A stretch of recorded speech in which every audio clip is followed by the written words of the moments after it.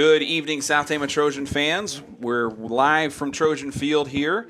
Darvin Graham and Nate Van Dyke on the call for you tonight on Trojan Country as South Tama hosting the Hampton-Dumont-CAL Bulldogs in Week 9 of the Iowa high school football season. Nate, how's your evening going so far?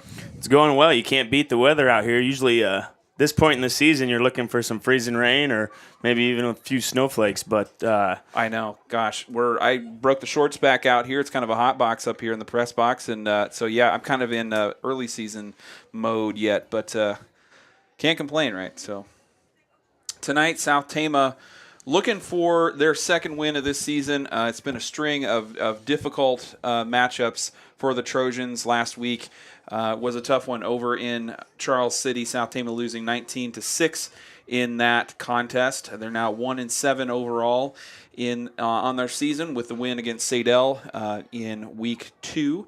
And looking for their first conference win. But it's going to be a tough one against Hampton-Dumont-CAL tonight. They've got some pretty nice-looking games on their resume, and I think they're going to have their work cut out for them tonight. Thoughts on Hampton-Dumont-CAL coming into this one? You've had a little chance to kind of peek at their stats and such. What are your thoughts, Nate? Well, they come in at 5-3 and just a few games above 500, but we're sitting in a pretty tough district here. And last time South Tama played Hampton-Dumont was about a year ago tomorrow, and the result I think was a 48-13 victory for the Bulldogs of Hampton-Dumont. They've also recently, last week they played Center Point Urbana. They were able to win a 28-27 barn burner. CPU is a team that South Tama lost to by 3 scores a couple weeks ago, so that could be a little bit of motivation for the Trojans tonight. But look for excited to see the passing attack from Hampton-Dumont. They have a quarterback, Gavin Meter, number 6, who he's thrown for over 1,000 yards this year and completed 84 passes and converted 10 of those passes for touchdowns with only 2 interceptions on the season. So kind of a pretty heavy, pretty key figure right there. Pretty heavy passing attack for a high school football team. Probably more passing tonight than we normally see in Friday night football. Meter's also their guy in the rushing attack. They've also run for 1,000 yards, so they've passed for about 1,000 yards, just over 1,000 yards, and ran for just over 1,000. He's got 315 rushing yards on the season with 5 more touchdowns to add in the rushing column. Other leading rushers, number 30, Carter Jansen, a junior. He's rushed for 269 yards. So they kind of do it by committee, but Meter leading the way in the rushing attack. Receiving-wise, they've got a receiver, number 8, Tucker Heron, with 444 yards receiving and 4 touchdowns. And then Scott Haar, a junior, also has 4 touchdowns with 235 yards receiving. So look for a heavy passing attack. That'll be kind of exciting to see. Defensively, one of their defensive tackles, number 62, Chase Spradlin, who's a senior, has 53 tackles on the season. He's leading the way. 10 of those are for a loss. And he's also got 2 sacks on the season. So look for him on the defensive line. And then also a linebacker, number 25, Brody Walton, who's a junior, with 45 tackles, 8 for loss. And he's got 2 sacks as well. So those are some of the leaders. As far as the defensive backfield, probably looking at Gavin Meter again. He starts as a cornerback. He's got 3 interceptions on the year. One of those returned for a touchdown. Then also with 4 interceptions on the season, a senior, Tony Valenzuela, with 4 interceptions on the year. So a few interceptions from the defensive backfield. They've got 10 on the season, but overall, kind of excited to see this passing attack from Hampton-Dumont. Yeah, absolutely. And I really think another key element, I don't know how it might play into tonight's matchup, but for Hampton-Dumont, on paper anyway, they've got a kicker in Tucker Heron that can really boot it.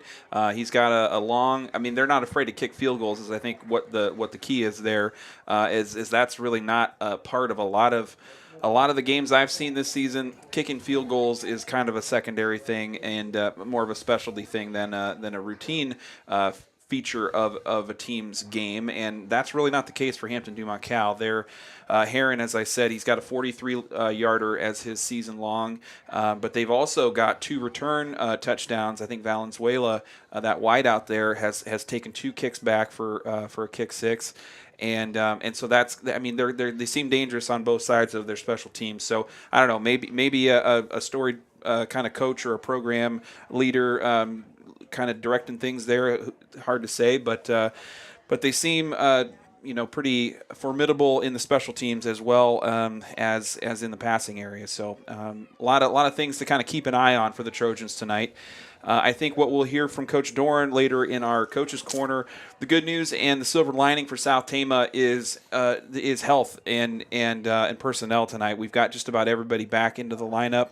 So South Tama is going to have most of a full complement of their offensive and defensive weapons. Tyrus Clegg is going to be out for tonight's game. He suffered a concussion last week, and that kind of changed the direction of South Tama's Charles City game in week 8 there, as Clegg was slotted to start as sort of a speedy quarterback, trying to move the ball quickly out to South Tama's bigger runners in Bridgewater and Crookshank, and trying to get that edge rushing game going. And he got knocked out early, and Bridgewater had to come back in and fill in for the rest of the game. So that kind of really changed the narrative. And but this week the Trojans have had a full week of practice to kind of get themselves into a solid game plan with Bridgewater, and he'll be starting quarterback this evening, and it should be a good game. I think another thing that's interesting too. You look at these two lineups; both teams are not huge in numbers, and they have their kids playing both ways. I think there's not a lot of specialists on this roster for Hampton-Dumont-CAL. They're playing both ways as well. So fitness and kind of endurance might come into it when we come down to the second half of this thing. So I'd like to say thank you to our sponsors tonight: Gary Bach, State Farm Insurance, Iowa Premium, Mercy Care Tama, Appraisal and Real Estate Services, Medicap Toledo, Sharon Weber's, Sarah Smith for Iowa, State Bank of Toledo, S&S Car Wash, the Tama Pump, Dallas Berm, Exit Halls Realty, Assured Partners in Toledo, and the Farmer's Daughter Photography. All of our Trojan Country broadcasts also made possible by the Charlie Townsley Memorial. And we're going to take a quick break. When we get back, we'll run through our area scoreboard and take a look at what happened last week around the district and around the region. Don't go anywhere. You're listening to Trojan Country.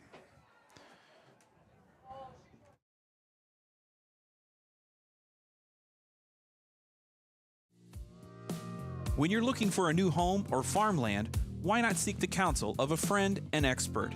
Dallas Berm at Exit Halls Realty can answer all your questions about the home buying process. Exit Halls Realty knows Trojan Country better than anyone and can provide the kind of service you've been looking for. So call Dallas Berm at 319-360-1592 to start looking for your new home, and remember to buy with Berm. Licensed agents Mandy Leakin and Jason Leakin in Tama, Toledo are the one to count on for all your residential, commercial, and farm real estate needs. For most of us, buying a home is one of the largest investments of a lifetime. Choosing the right professional can save you time and make home buying a smooth process. Call 641-751-3021 to find out how the team at Appraisal and Real Estate Services can serve you.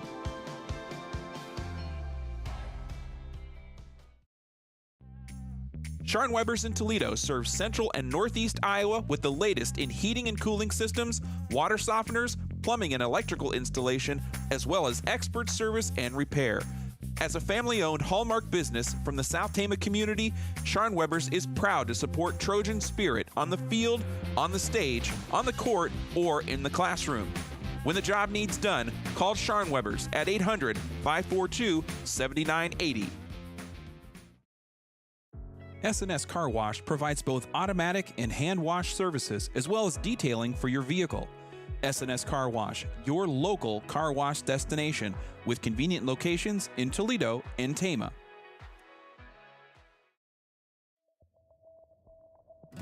(2022) marks the 95th year in business for the State Bank of Toledo since opening in 1927. The State Bank of Toledo is Trojan Country's hometown bank, supporting its customers with loyal, friendly, and fair customer service. With 2 convenient locations, a full-service investment center, 24-hour ATM service, and online banking, You can't go wrong making State Bank of Toledo your financial services choice. Member FDIC, Equal Housing Lender. Trojan Country fans, come on down to The Pump, Tama, Toledo's #1 bar and grill. Located in downtown Tama at 218 West 3rd Street, The Pump serves up cold drinks, a warm atmosphere, and an amazing lunch on the regular. Check out the Tama Pump on Facebook for regular lunch and drink specials, as well as details on their latest events. Located in the heart of corn and cattle country, Iowa Premium procures and processes only corn-fed Black Angus cattle that come hand-selected from family farms in Iowa and neighboring states. As Tama County's largest employer, the team at Iowa Premium are an anchor, not only in the beef industry, but throughout eastern and central Iowa. Iowa Premium, a national beef company.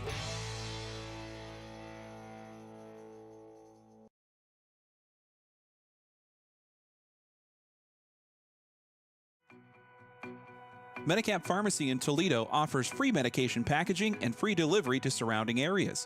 With convenient drive-up service and hours on Saturday morning, Medicap Pharmacy is always there for you. Visit with pharmacist Derek Townsend and his team by calling 484-6198 or stop by their location across from Fairway in Toledo. Medicap Pharmacy, locally owned and expertly operated. Welcome back live from STC Trojan Field. It's week 9 of the Iowa high school football season, and South Tama is hosting Hampton-Dumont-CAL this evening. We're in the pregame. Our Frosh game is just midway into the fourth quarter. South Tama Frosh trailing 31-0 against Hampton-Dumont-CAL in that game. And so we got a little bit of pregame show coming your way. I'm going to throw it over to Nate Van Dyke, and he's going to give us a rundown of our regional scoreboard from last week. Yeah, let's just take a look at the 3A District 3 standings. Sitting at the top of District 3 right now is Independence, and last week they had a barn burner against West Delaware in which they won 21-20. Independence currently 8-0 overall and 4-0 in conference play. They will be playing CPU tonight. West Delaware sits in second place of District 3. Last week they lost to Independence in a close game, overall 4-3, and they are 3-1 in the conference. They are at Charles City tonight. Hampton-Dumont, who plays South Tama tonight, is currently third in the district. Last week they had a 28-27 win, against CPU. Hampton-Dumont is 5-3 overall and 2-2 in district play. Sitting at number 4 in Class 3A District 3 is Center Point Urbana. They lost to Hampton-Dumont last week, and they are currently 2-2 in conference play and 4-4 overall. Charles City and South Tama round out the top 6. Charles City with a victory over South Tama last week by a score of 19-6. Charles City and South Tama both sitting at 1-7 overall. Charles City with a 1-3 district record, and Charles City will play West Delaware tonight. Finally, rounding out the top 6 is South Tama, and we are sitting at 0-4 overall, and obviously playing Hampton-Dumont-CAL tonight. Other scores from around the area from last week in 2A action: number 3 West Marshall winning 47-0 over Albia. West Marshall is currently sitting at 8-0. They will play Clark tonight. Number 9, Benton Community with a win, 49-7 versus Maquoketa. Benton Community sits at 6-2 overall, playing Central DeWitt tonight. Grinnell losing 51-7 against number 7 Solon last week. Grinnell currently sits at 4-4 overall, and they are playing at Fairfield tonight. Sadell played Atlantic a week ago, and the score was 55-6 in favor of Atlantic. Sadell currently 0-8 overall. They will be taking on number 4 ADM this evening. The Union Knights lost on Friday 42-0 against number 10 Waukon. Union currently 2-6 on the season, and they will be playing at number 6 Greene County tonight. North Tama losing 42-0 versus number 2 Grundy Center. North Tama currently sits at 1-7 on the season, and they will be playing Starmont tonight at North Tama. Number 7 Gladbrook Rhinebeck winning 68-14 against Collins Maxwell. Gladbrook Rhinebeck's current record is 7-1, and they will be playing New London this evening. GMG losing 78-22 versus Colo Nesco. GMG currently 0-7 on the season. East Marshall dropping a Game 2 Appling to Parkersburg last week by a score of 50-0. East Marshall currently sitting at 0-8 on the season. Belle Plaine losing by a score of 55-14 against number 5 Linville Sully. Belle Plaine currently sits at 4-4, and they will be playing at Grundy Center this evening. Finally, BGM with a win against Melcher Dallas by a score of 74-0. BGM currently sits at 6-2, and they will be taking on a number 5 ranked team this evening. So a competitive week for some. The 2A, 1A, and 8-man, I believe, getting their playoffs started tonight. So in the area, kind of Glabrick-Rhinebeck and BGM, sort of the two big teams out there in our territory this year. So it'll be interesting to see how their season shakes out. Right now we're going to jump over to talk a little cross country. We had an interview earlier in the week with our STC varsity head coach Robert Tynisma and some of our boys runners who competed at the state qualifying meet this past Thursday at Washington. A nice showing, but also kind of a bittersweet outing for those kids as the boys team looking for a historic state meet qualification. The boys team at South Tama has never qualified as a group for the state cross country meet. South Tama with some talented runners on the roster this year.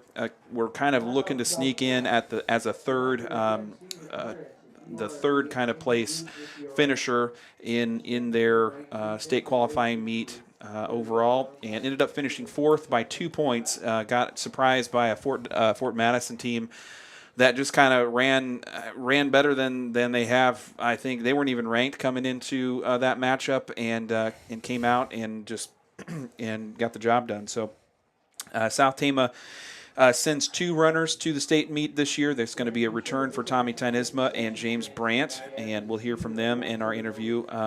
Just some results to run down from that Washington meet.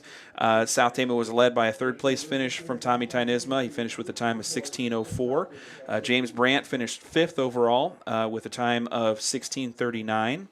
Braxton Roars, a junior for South Tama, was next up. He had a time of 17:23 and was 25th overall. Then rounding up the second half of South Tama's boys roster, Caden Kopsa finishing 38th, Cade Rosenberger finishing 40th, freshman Barrett Jacina finishing 45th, and Holden Shermer, a junior, finishing 47th overall.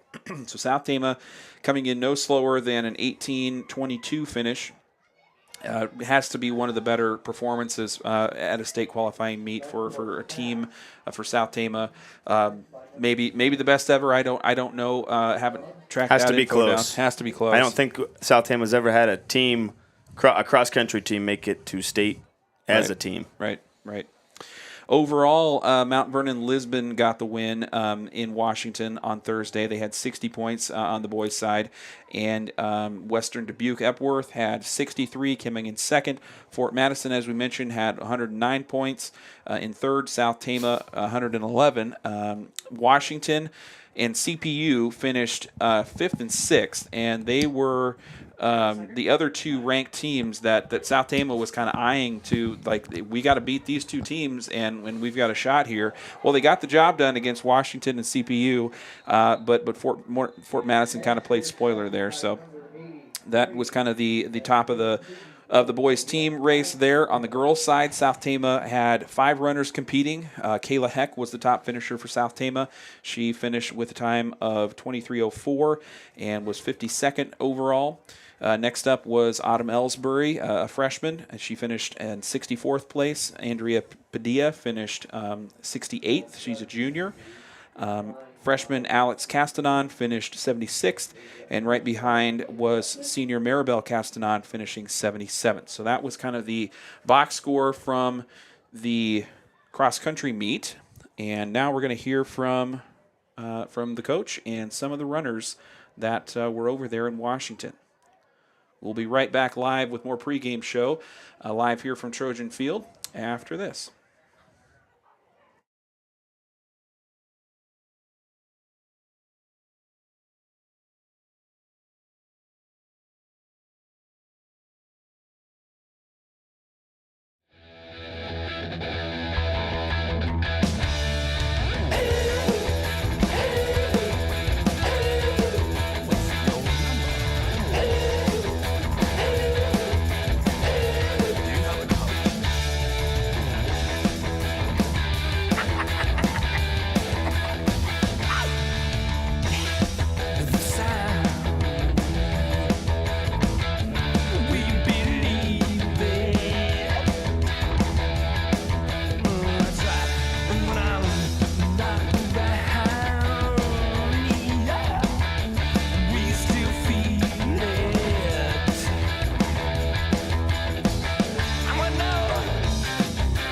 Should I hold you, try to mold you, or can you feel it?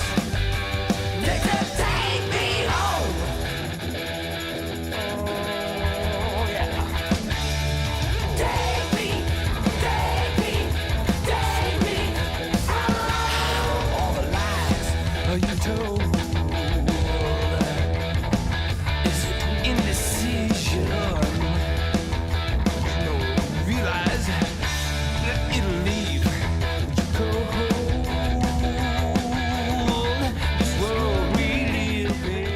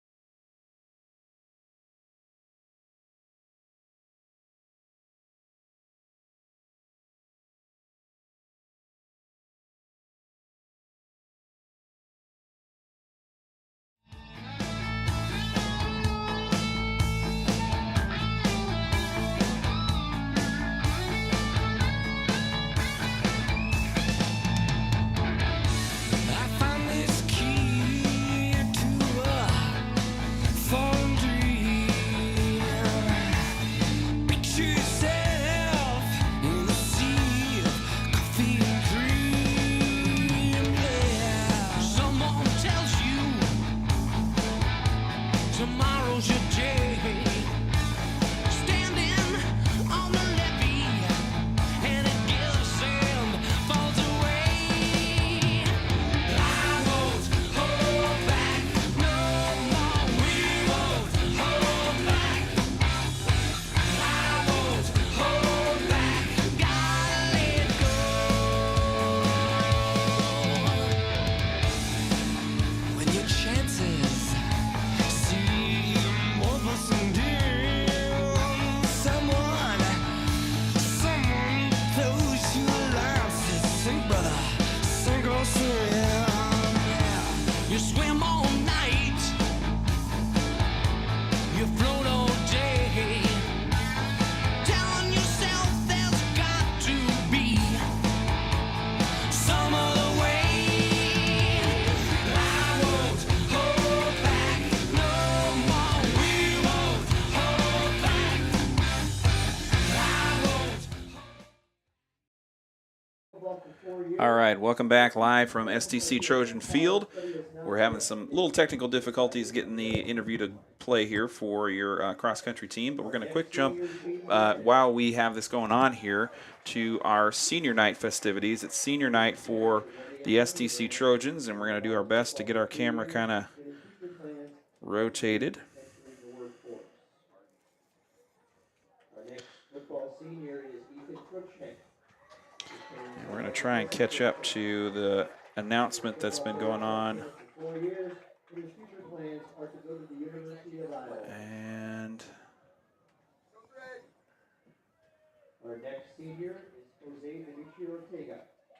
Parents All right, so we'll grab the seniors that have already been announced. So live right now, we've got senior Jose Demetrio Ortega. His parents are Rodolfo Demetrio and Mariana Ortega. He's been involved in football for 1 year. His future plans are to go to attend a barber school program. Next up is a senior Eddie Garcia. He's the son of Laura Iglesias and Brian Ardon. His years involved in football have been 2 years, and he is undecided on his future plans. Next up is Hayden Morris. He's the son of Clay and Amanda Morris. He's been involved in football for 1 year, and his plans are to attend the University of Iowa to study chemistry for pre-med. That's senior Hayden Morris.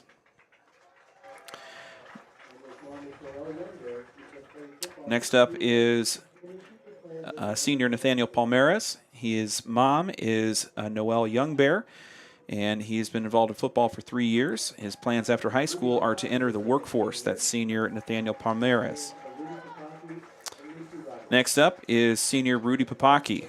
Rudy's parents are Rudy Papaki Sr. and Lucy Roberts. He's been involved in football for 4 years, and plans after college are to attend college, but undecided on where, hopefully to continue his athletic career. That was Rudy Papaki. Next up is senior Araya Roberts. He's the son of Sean and Padua Roberts. He's been involved at South Tama football for 1 year. His future plans after high school are undecided on the college yet, but he would like to major in sports management or art education. That's Araya Roberts. The next senior for South Tama is going to be Nolan Upa. Nolan is the son of Corey and Keely Upa. He's been involved in football for 4 years, and his plans after high school are to enter the workforce. Senior Nolan Upa. Next up is senior Diego Victor. He's the son of Vern and Misty Jefferson. He's been involved in football for 4 years and plans to enter the workforce after high school. That, and then we'll quick wrap around for we had Terry Popelka. She is the football manager for the Trojans this year. She's the daughter of Lawrence and Angela Popelka. She's been involved in football managing for 2 years. Plans to go to Missouri Western University after high school and major in athletic training. Then it was Damian Benner. He's the son of Sarah Martinez and Matthew Benner. He's been involved in football for 4 years and plans to attend college, but as yet undecided. Then it was Hayden Brannon, the son of Betty and Brett and Tanya Brannon. And he's been involved in football for 3 years and plans to enter the workforce after high school. The last senior for the football team is Ethan Cruikshank. He's the son of Greg and Missy Cruikshank. He's been involved in football for 4 years, plans to go to the University of Iowa after high school. So that rounds out your South Tama senior football players. And here in a moment, we're going to have the track cleared, and we got more seniors coming down the line. I believe next up is going to be the cross-country team here in a moment. Always kind of we've got seniors and families backed up out the gate here by the ambulance on the south side of the field. So we got a few to get through here, but a great night to celebrate too, and beautiful evening out. So first up is going to be Maribel Castanon. She's a senior on the cross-country team. She's the daughter of Omar and Eugenia Castanon. She's been involved in cross-country for 3 years and plans to attend college to become a nurse after high school. Next up on the cheerleading squad is senior Curtis Kiana. He's the son of Verlin and Marcia Kiana. He's been involved in cheerleading for 2 years, and plans after high school are undecided. That's senior Curtis Kiana. Ladies and gentlemen, the man of the hour, Curtis Kiana. And next up is senior Riley Grimes. She is participating as a cheerleader and is in marching band this year. Riley is the daughter of Brad and Shannon Grimes. Has been involved in cheer for 1 year and band for 4 years. She plans to attend Central College to pursue a career in teaching. And that's senior Riley Grimes. Next up, this is going to be marching band students now, is Libby Albright. Libby is the daughter of Justin and Danielle Leakin. She's been involved in marching band for 4 years, and plans after high school are to pursue a career in musical theater. Next up for the Marching Trojans, senior Alondra Bolanos Lupian. She is the daughter of Adriana Lupian Martinez. She's been involved in marching band for 4 years. Plans to attend the University of Iowa after high school. Her plans for the future are to attend the University of Iowa. And we'll kind of let our seniors make their way down the track here. All right, next up is going to be Caleb Cosgrove. Caleb is the son of Wyatt and Camera Cosgrove. He's been involved in marching band for 4 years, and he plans to attend Marshtown Community College after high school. Also is going to be Caleb's brother, Wade Cosgrove. He is also the son of Wyatt and Camera Cosgrove. He has also been involved in band for 4 years and plans to attend Marshalltown Community College after high school. Next up in the marching band is going to be senior Kayla Dara. She is the daughter of Dale and Colleen Probasco. And years involved in marching band have been 4, and plans to attend the University of Iowa after school. The next senior for the Trojans in the marching band is going to be Samuel Heck. He is the son of Jason and Amanda Heck. He's been involved in marching band for 4 years. Future plans after high school are undecided.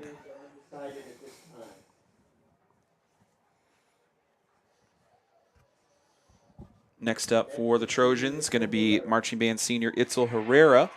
Itzel is the daughter of Norma Castro and Ramira Herrera. She's been involved in marching band for 4 years and plans to attend a 4-year college, but is undecided on which one at this time. That's senior Itzel Herrera. Next up is senior Roman Hill. Roman is the son of Claire Shevchik and Robert Hill. Roman has been involved in marching band for 4 years and plans to attend MCC and then transfer to Iowa State University to attend engineering. That was senior Roman Hill. Next up is senior Katie Hushak. She's the daughter of Jerome and Joanne Hushak and has been involved in marching band for 4 years. Katie's plans after high school are to attend Iowa University to major in psychology and minor in music. That's Katie Hushak. Next up for the Trojans marching band seniors is Arrow Lyons. Arrow is the daughter of Risa Blackcloud. She's been involved in marching band for 1 year and plans to attend the University of Northern Iowa to major in biology after school. 1 year. Her future plans are to attend the University of Northern Iowa and major in biology. Go Panthers. Nate, are you envisioning yourself coming down the track after I a few think I'm a years? little ways out. How old are yours?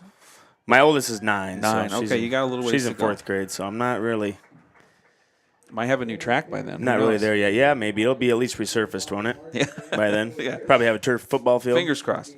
Next senior for the Trojans is Jimena Nunez. Jimena is the daughter of Augustine and Elizabeth Nunez. She's been involved for 2 years in marching band and plans to attend Iowa State University to major in Spanish and chemical and civil engineering. Didn't mean to skip over one. Just came down the track there, but it was Amber Miley. Amber's the daughter of Adam and Amanda Miley. She's been involved in band for 4 years. Plans to attend college to major in veterinary medicine. So that was Amber Miley and Jimena Nunez. Just come down the walkway there. Next marching band senior is Jasmine Ramos. Next up is senior Jasmine Ramos. Jasmine is the daughter of Mariela Carrera and Cipriano Ramos. She's been involved in marching band for 1 year. Plans to attend the University of Iowa to major in accounting or electrical engineering.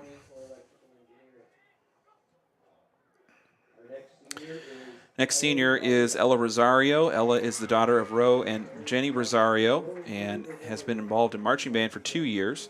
Ella's plans after high school are to attend Iowa State University to study neuroscience and physics. That's senior Ella Rosario. Next up is senior Samantha Schneider. Samantha is the daughter of Mark and Teresa Schneider and has been involved in marching band for 4 years. Samantha's plans after high school are to attend MCC for 2 years and then transfer to a 4-year university. That's senior Samantha Schneider.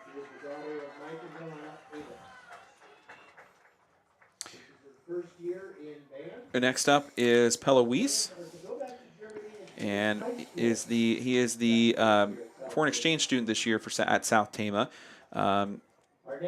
Host parents for Pella Weiss, Mike and Johanna Avis, and he's been involved in band for a year. Plans to go back to Germany and finish high school after his year here at South Tama. Next up is senior Joseph Withrow. Joseph, the son of Don Withrow and David Oman, and his plans after high school are to attend college, but he's not sure which one yet. He plans to study in music performance. He's been involved in marching band for 4 years. And rounding out the seniors for the marching band is Jersey Zeman. Jersey is the child of Mike and Amy Zeman. Been involved for 2 years in marching band. Plans after high school are undecided. So thanks to all the seniors and senior parents for their time and dedication to their activities at South Tama High School, and best wishes to these folks and families on their future endeavors. We're going to take a quick break. We'll be right back with more pregame here. We've got about 20 minutes to go until kickoff, and we'll be right back. You're listening to Trojan Country. A lot of them.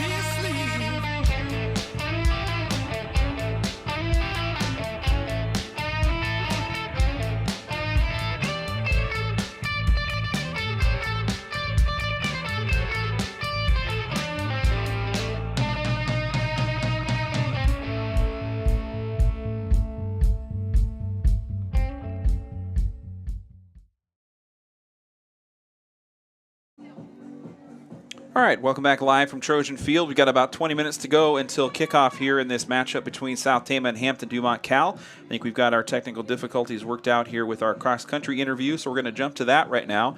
This was an interview earlier in the week after South Tama's fourth-place finish at the state qualifying meet. Two of South Tama's runners, Tommy Tynisma and James Brandt, qualifying for the state meet coming up next Saturday. And so we wish them the best. And here's what we had, what we heard from for the cross-country team earlier in the week.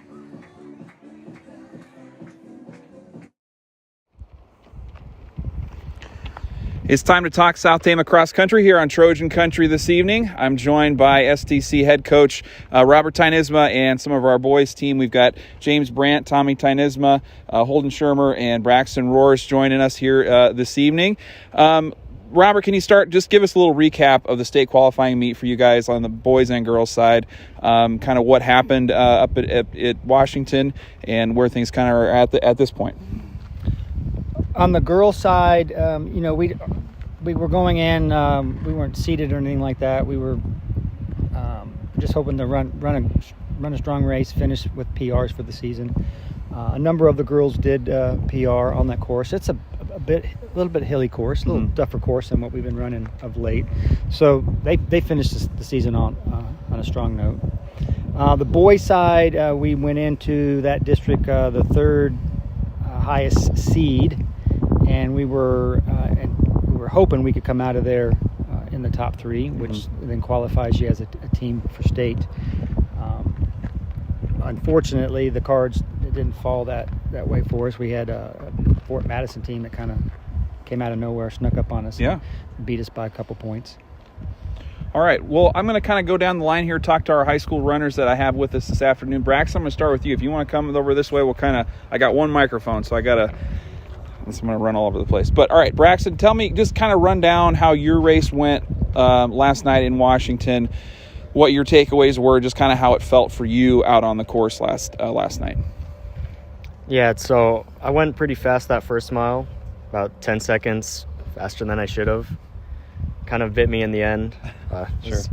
Starting to slow down that second and third mile. It was really hilly course, so.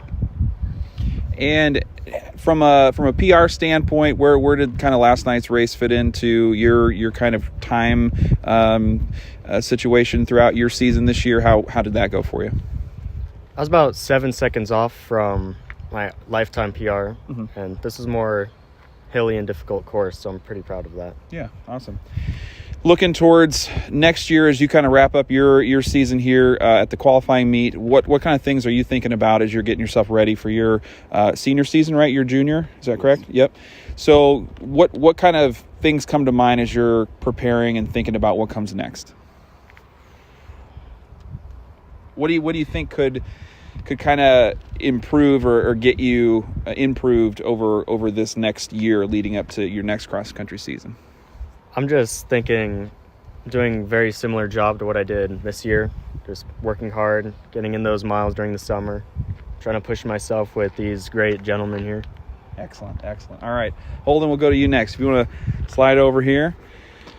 Just kind of give me a recap. How did your race go on Wednesday? What was your kind of experience? Were you with a pack the most of the time? Kind of what was just your experience out on the course? Yeah, so I took it out about the same time pace at Independence. I felt pretty good. Got to the hills. I was kind of on my alone, and then with a pack. Yep. It was different, like wherever Throughout I the whole was. thing. Yeah. Felt pretty tough, but Yeah. still a really great race. Did you feel like this race was different, harder, more difficult course, or an easier course, or kind of how did this race stack up to the rest of the season? Yeah, I think this was definitely probably the toughest race. Just trying to run a fast time, beat other teams with the hills really got to me. Sure. Maybe as you're thinking back on your season, what's some of the highlights or some of your most kind of favorite parts of your junior cross country season? I think it's all the races with the team, with the boys, just having a good time and running fast. All right, cool. All right, we'll jump over to James, and we'll go to James first. So, James, remind me, you finished 5th, is that right? Yes. 5th overall. Okay. Congrats to you, your second trip to state. How did this state qualifying meet and this year kind of compare to what you experienced last year? Yeah, I saw a lot of growth from last year. Just times were better, and obviously the place was better because I think I got like 10th at districts last year, qualified for state, and just to hop up 5, positions to get 5th and qualify again is great, and I'm looking forward to that. But yeah, just more experience, just especially in those big races where a lot is on the line. Just being able to get out fast and know my spots and know when to push. Just experience helps. Yep. What are you going to be working on this week? You've got a week to kind of get ready for state up in Fort Dodge. How does the preparation look for you as you get ready for Fort Dodge? A lot of the same stuff. I mean, it's been working pretty well, and so we'll do a lot of the same stuff that we've been doing this year and we did last year to prepare for state.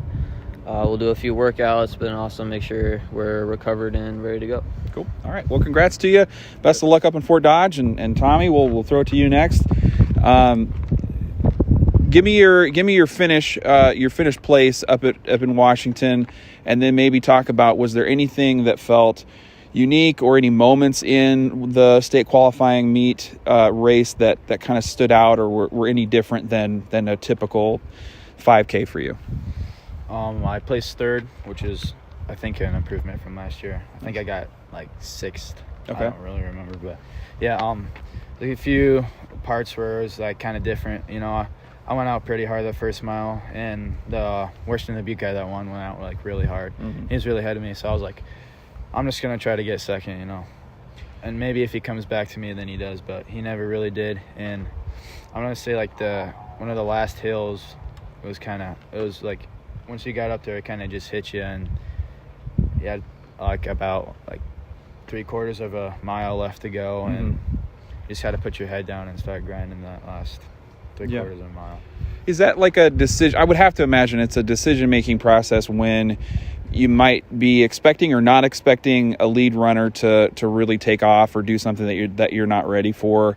What kind of goes through your mind if you're thinking, oh, I've got a guy that's way out here, I could stick with him or I could hang back, knowing your kind of capacity?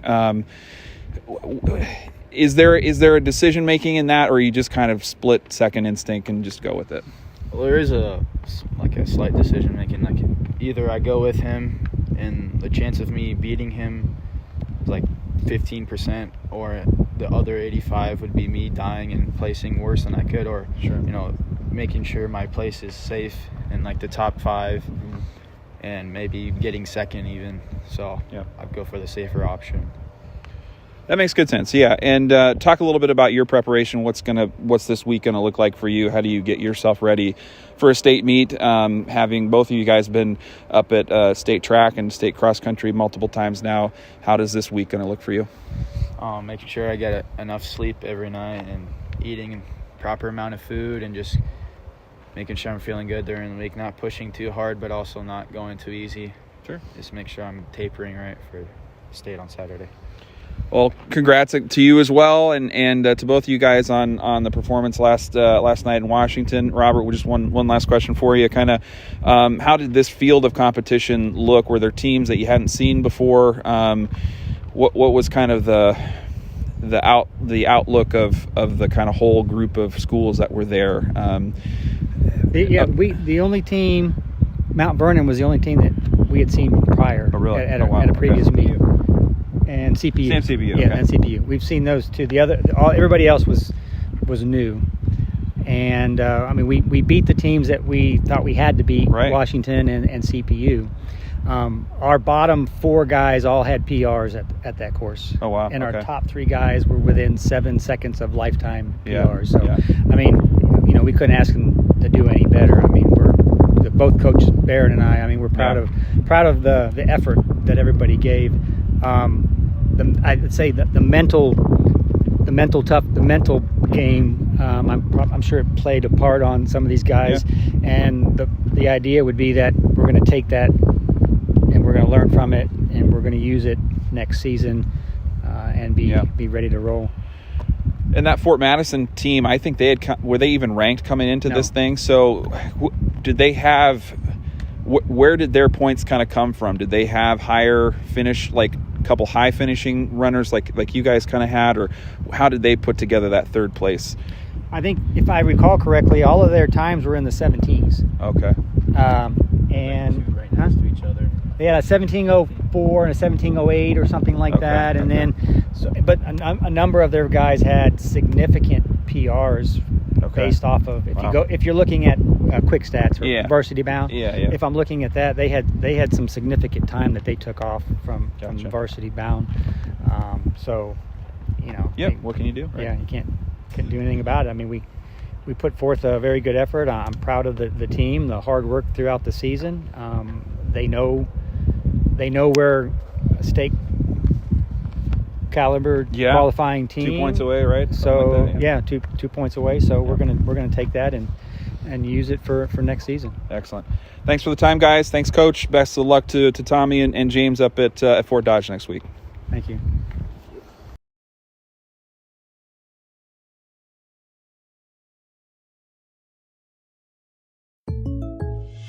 This show's pretty rockin', huh? Yeah, I'm so glad my State Farm agent helped me go. Huh? My State Farm agent. They help me with options to personalize my auto insurance to get a great rate that fits my budget, so I don't have to give up the things I love. Wow. Hey, so do you think I could get your State Farm agent's number? Call State Farm agent Gary Bach in Toledo at 641-484-3163. Individual premiums and budgets will vary by customer. All applicants subject to State Farm underwriting requirements. Welcome back live from Trojan Field. Darvin Graham and Nate Van Dyke with you here live. And I'm going to turn it over to Nate, and he's going to talk through our starting lineups here for tonight's matchup between South Tama and Hampton-Dumont-CAL. Okay, so for Hampton-Dumont-CAL, starting on defense, at defensive end, number 55, Carter Hilsvach. At defensive tackle, number 22, Taylor Mahler. At defensive tackle, number 62, Chase Spradlin. The other defensive end, number 89, Scott Haar. At linebacker, number 25, Brody Walton. Linebacker, number 50, Cale Burmester. At linebacker, number 29 is Colin Bird. And the fourth linebacker is number 20, Carson Hissler. Your defensive backfield, at cornerback, number 12, Tony Valenzuela. At the other corner, number 6, Gavin Meter. And at safety, number 9, Jack Dreyer. So that's your defense for the Hampton-Dumont-CAL Bulldogs. And over on the offensive side? On the offensive side for the South Tama Trojans, we have starting at quarterback, Gavin Bridgewater. At tailback, Ethan Cruikshank. Starting at fullback, number 12, Cyrus Mathis. At a receiver, Nolan Upaw. At another receiver, Hayden Brannon. Starting at tight end for the Trojans, senior Rudy Papaki. At left tackle, Damian Benner. Left guard, Diego Victor. At center, Miguel Medina. And right guard, Kyan McBride. And finally at right tackle, Nathaniel Palmares. And starting at defense for the Trojans, defensive end, Diego Victor. Defensive tackle, Kyan McBride. At nose tackle, Juan Robles. Defensive end, Rudy Papaki. At linebacker, Gavin Bridgewater. Outside linebacker, Hayden Brannon. Linebacker, Cyrus Mathis. At linebacker, Jacob Youngbear. And the defensive backfield, at safety, Jose Demetrio Ortega. Cornerback, Nolan Upaw. And cornerback, Ethan Cruikshank. So those are your starters for tonight's matchup. South Tama 1-7 coming into tonight, and Hampton-Dumont-CAL 5-3. The Bulldogs coming in with a couple of close contests. They've played a variety of different kind of game narratives. They had a barn burner against Nevada midway into the season. I think that was a 1 or 2 point loss to a ranked Nevada team there, and got a 1 point victory last week against Center Point Urbana. So this team's kind of been through a few different things. And in South Tama, meanwhile, it's been kind of the blowouts through the district schedule, as some of the upper tier teams like Independence and West Delaware have kind of rolled through South Tama this season. And of course, then on the other side, they got the blowout on their own end with a 53-0 win against Sadell. And then the close one, it felt a lot less close than it was last week against Charles City. And we'll talk about that Charles City matchup here in just a moment. We're going to take a quick break while we've got the national anthem. It's going to play on the field. So we'll be right back with more pregame show live from Trojan Field. You're listening to Trojan Country.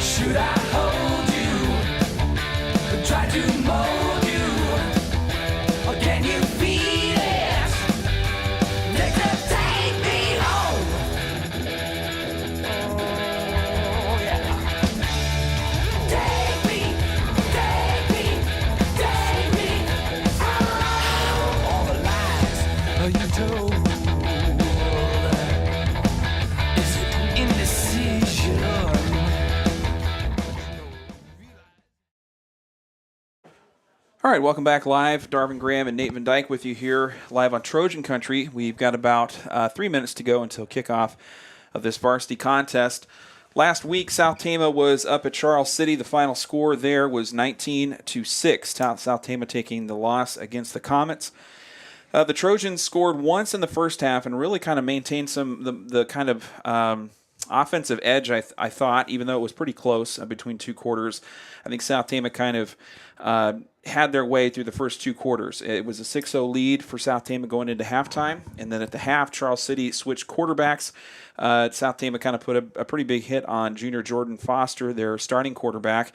He did not come back after halftime, which sent Caden Blunt, kind of one of their starting running backs, into the quarterback position. He threw only one pass, Blunt did, but established really a run game that kind of dominated against South Tama. And South Tama kind of, I don't have all the turnover and penalty stats, but it was a significant impact with a lot of penalties. I think talking to Coach Doran on yesterday, something like 125, 127 total yards lost in penalty situations. So that was a big factor in the game as well, but more so in the second half, I would say, for sure. Charles City outrushed South Tama 260 yards to 106, with all of their touchdowns coming on the ground. Quarterback Caden Blunt and Nathan Lopez each rushed for around 90 yards. Both had around 15 carries apiece. Quarterback Tyrus Clegg, as we mentioned, exited that game in the first quarter. That forced Gavin Bridgewater back into the quarterback position. He's kind of flexed in and out of that position throughout the season. But I really think the Trojans, if they had everybody available, would like to go with Clegg at the quarterback to free up Bridgewater as kind of one of probably the best athlete on this South Tama team. It's to kind of free him up into the backfield and let him do some things running the football. But that did not get to happen against Charles City. Bridgewater managed South Tama's only touchdown in the second quarter. Nolan Upaw also did not finish the game, but is back tonight. He had a nice 64-yard total receiving game against Charles City. Kyan McBride and Gavin Bridgewater were the team tackle leaders.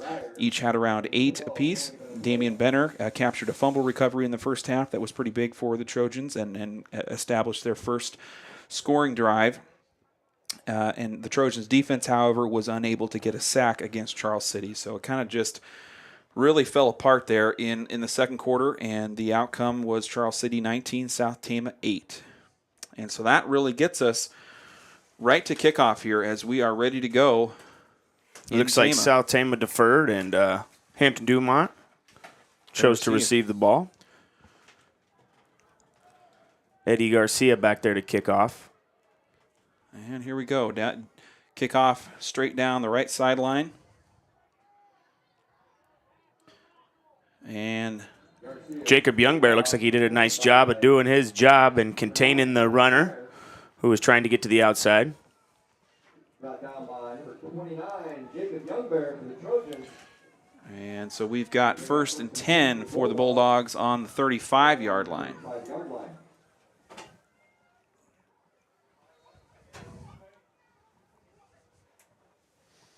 Pardon us, we've got some unseasonable temperatures, so we might have some fog to kind of contend with visually. So here's Gavin Meter and the Bulldogs on their first play of this first drive. Handoff is going to be good for a first down. Running the ball that time was junior running back Carter Jansen. Jansen moves the sticks after a solid run up the right side. Yeah, it looks like we'll see Jansen running the ball quite a bit tonight. He's got 269 rushing yards on the season coming into the game. Hampton-Dumont went with a traditional spread look with the running back next to the quarterback in the shotgun. And so again, Meter now with the 1st and 10, a fresh set of downs in the shotgun. It's going to be a handoff to Jansen again. Jansen tripped up near the line of scrimmage and brought down. Looks like Jacob Youngbear on the tackle, but the defensive end on the far side did a very nice job of containing the running back who looked like he was trying to pop it to the outside. I think that's Rudy Papaki out there on the right end. Really kind of changed direction in that play, and that'll bring up 2nd down after a loss of 1. So 2nd and 11 with the ball on the 46 now for Meter and the Bulldogs. Looks like they're in a spread left. running back to the right of Meter. 2 receivers to the far side. And here we go, Meter to throw. Here's his first throw of the game. It's going to be a reception, and a couple yards after, that was Will Sackville, the senior wideout for the Bulldogs, getting a first down. And that was actually a pretty good job of coverage by South Tama. The outside linebacker, Mathis, and the corner, Crookshank. And it was just a quick slant by the Bulldogs, and Meter got the ball out of his hand pretty quickly and kind of threaded the needle. But it's been 3 first down conversions here for the Bulldogs. They've now looking at a 1st and 10 on the 41 as we are at the 10:30 mark in the first quarter. Meter, short throw to the sidelines, gets picked up. Just a quick out route. That's hard for the outside linebacker to get to. Looks like Bridgewater out there, and the ball comes out of Meter's hand pretty quickly, and Crookshank was able to come up and make a stick on the sideline. Tony Valenzuela, the receiver for the Bulldogs, really not a stands 5'8", 145, but the box score would indicate he is their playmaker and kind of a slot receiver type maybe for the Bulldogs. So now a 2nd and 7 after the catch by Valenzuela on the 48-yard line. The ball's on the ground. Ball loose, and Meter will be brought down in the backfield. Penalty on the play. And it was Young Bear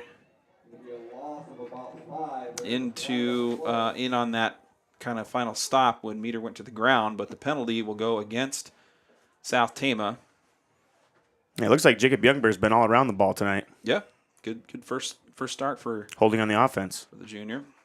Holding on the offense now. All right, so that'll be declined, and that will move the ball back to the 44-yard line in South Tama territory. And now a long 3rd down in front of Hampton-Dumont-CAL. Seems like it would be an obvious passing down as much as the Bulldogs like to throw the ball. Looks like they're going to be in a spread left with 2 receivers out there to the left.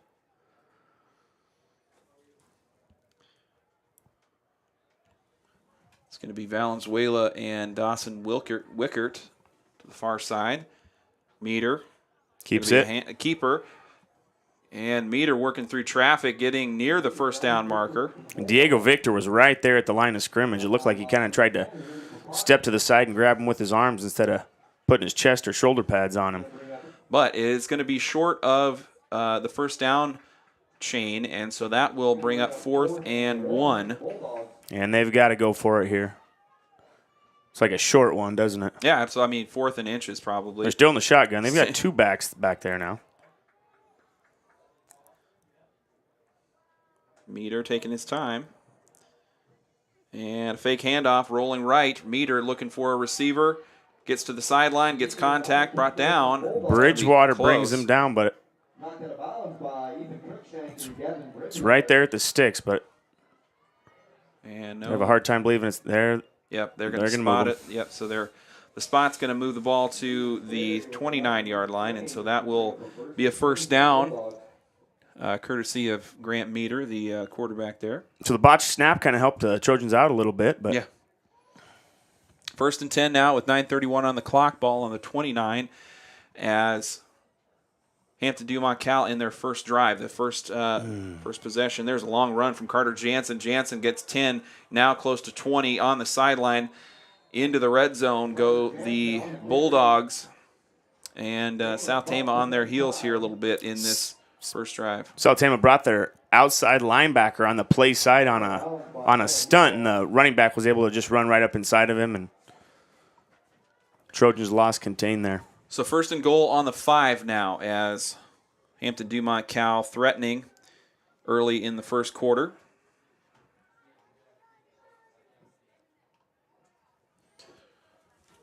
Two receivers off to the far side. Handoff. It's like an ISO right up the middle. Brody Walton. It's going to be a touchdown. Touchdown Bulldogs. Brody Walton getting the score there on a 5-yard rush, and that'll make it 6-0. Bulldogs strike first. As Hampton-Dumont probably comfortable, I would say comfortably looking at the RPI, should be in the playoff picture. Center Point Urbana kind of the team that is on the outside looking in as they take on Independence tonight. So you never know how things could shake out, and Hampton-Dumont-CAL wants to win this one for sure. Here's Tucker Heron for the PAT. And that's his 22nd PAT of the year. So that'll make it 7-0. We've got 8:58 in left in the first quarter. Let's see what the South Tama offense can put together here on their opening drive.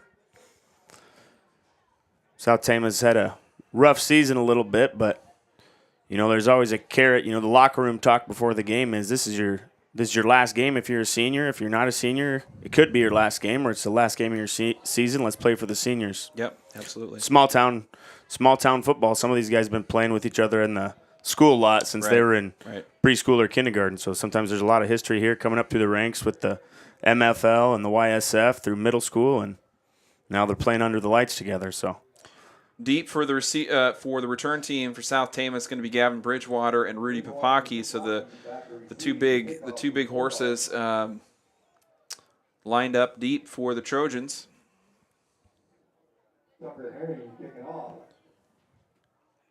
Heron's going to be the kicker for the Bulldogs here. Make sure to stick around at halftime. We're going to hear from SCC captain Ethan Cruikshank. That'll round out our captain interviews for the season. So get to know a little bit about Ethan Cruikshank during our Gary Bach State Farm Insurance halftime show. The kickoff is picked up by Papaki in the middle of the field, and Papaki just dives forward at the 25, makes his way down near the 30. Speaking of Cruikshank, he's one of the players on South Tama who I feel like's had a really breakout season. I've been impressed with the way he's played this year. Not a big kid, about 150 pounds, but he's really given South Tama some speed. Through the tackles and on the edge. Has caught the ball a couple of times. I mean, he's kind of been involved in a lot of different things and been pretty consistent as a defensive back. Undersized, of course, but yeah, a key component of the South Tama team. Here's Gavin Bridgewater at quarterback. First drive for the Trojans. Connects with Nolan Upaw for a gain of about 8 yards. So a nice pitch and catch there to start things off for South Tama. Bridgewater probably threw for 10 yards on the play because he was scrambling out of the pocket and was about 5 yards behind the line of scrimmage. But I like to see him get Bridgewater out of the pocket. He doesn't have much time when he does a straight drop back, but if he can get out of the pocket, then he's got that run option as well. Here's a 2nd and 2 on the 36. South Tama in their own territory. Trying to break out here. Toss. Pitch off to Cruikshank. Cruikshank gets a block from nice Papaki. Little cutback. Little stiff arm there, and some couple yards after the carry, or after the contact there, and that'll move the chains to Ethan Cruikshank on the first down. So South Tama's running their old school score formation. It's kind of called a Maryland eye or a stack eye. We call it score at South Tama. And they ran that in 94, 95. They started running that when they had the great teams with Matt and Wes Hand. Yeah, absolutely. Kind of ran it ever since with Coach Plants and Coach Hosky. And here we are wrapping up the season with some historical formations as well. So hand off to Cruikshank. Cruikshank through traffic. Nice motion there as Cruikshank keeps his feet moving and brings it down near the 50-yard line. So they've got 3 running backs behind Bridgewater there in a straight line, and usually a tight end on either side. So a pretty heavy package. 2nd and 4 for the Trojans on their own 49-yard line. We're at the 7:18 mark of the first quarter. South Tama just gave up a touchdown off a long drive from Hampton-Dumont-CAL. Bridgewater, a little misstep there at the handoff point, and he takes it himself. He'll be near a first down. It was a nice job of finishing off the run. So it looks like it's Bridgewater, Mathis right behind Bridgewater, Hayden Brannon as the middle back, and then Cruikshank at the tailback position. He'd be the third back. 3rd and short. 3rd and short for South Tama as they bring it into Hampton-Dumont territory onto the 47-yard line. Using Upaw and Papaki as the ends. And here come and it's a sneak. Kind of a freight train of running backs, but it's going to be a QB sneak. Bridgewater, and you put a body like that under center, and kind of inevitable what's going to happen as Bridgewater just wills his way forward for about 3 or 4 yards. First down, Trojans. Yeah, if you're going to put Bridgewater at quarterback, you better be running the ball a little bit. And I like the quarterback sneak on short yardage situations. You can go on a silent snap and kind of catch the defense off guard, even if it is a short situation. 1st and 10 on the 43 into Hampton-Dumont-CAL territory. Bridgewater looked to pitch, going to take it himself, and he's still on his feet moving the pile and finally gets stood up after a gain of maybe 4 or 5. 6 yards will be the total for Bridgewater on that carry. But South Tama looking competitive here in this first drive as they're moving forward. No penalties yet, and so far so good here as they look for another first down here. 2nd and 4. I'd like to see him run inside the tackles here just to keep the defense honest. Right. Bridgewater looking to throw now. Gets pressure, lets it go down the sideline, looking for Upa. Nolan Upa gets it near the goal line. And it's a touchdown. South Tama. Oh, a beautiful looking catch there over the shoulder from Nolan Upa. And Bridgewater put that thing right where it needed to be and where nobody else was. Yeah, that was a pretty ball by Bridgewater. Great catch by Upa. A couple times I've seen him kind of slow up in his route, but he continued to run that ball down. So South Tama responds after the drive by Hampton-Dumont-CAL. Eddie Garcia coming on for the extra point attempt to try and tie it up at 7. Looked like about a 29-yard pass. The PAT from Garcia is good, and we are tied at 7. South Tama wanted to make it interesting here as we're tied in the first quarter. So both opening drives from each team result in touchdowns, and neither team looked like they had too much trouble moving the ball down the field. No, absolutely not. The run games have been working for both teams, and we could be in for an interesting one. So we're going to take a quick break. We'll be right back with the kickoff. You're listening to Trojan Country. I'm Sarah Smith, and I'm running for Iowa House District 53. As a lifelong Iowan and a native of Poweshiek County, I know this district well, and I have a vested interest in its success. In my leadership roles as a mom, coach, business professional, and a devoted member of my community, I know how to advocate for what matters most. Learn more about my campaign and my platform at sarahsmithforiowa.com. Paid for by Sarah Smith for Iowa. All right, welcome back live from Trojan Field. We're tied at 7 as South Tama will kick off here with 5:30 left on the clock in the first quarter. Eddie Garcia to kick. Kind of a squib kick to the right. And it will be a loose ball near the sidelines. And finally gets the returner for Hampton-Dumont-CAL finally brought down near the 30-yard line. Brody Walton, the returner on that play. South Tama back returning Juan Robles to the lineup tonight, a big body in the kind of the nose tackle position. So it'll be interesting to see if what kind of impact that has on the run game.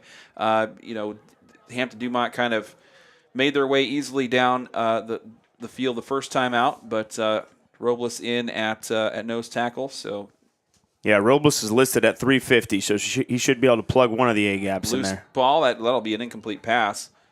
As Meter tried just a quick screen out to the sideline, and it'll be incomplete. That'll bring up 2nd down.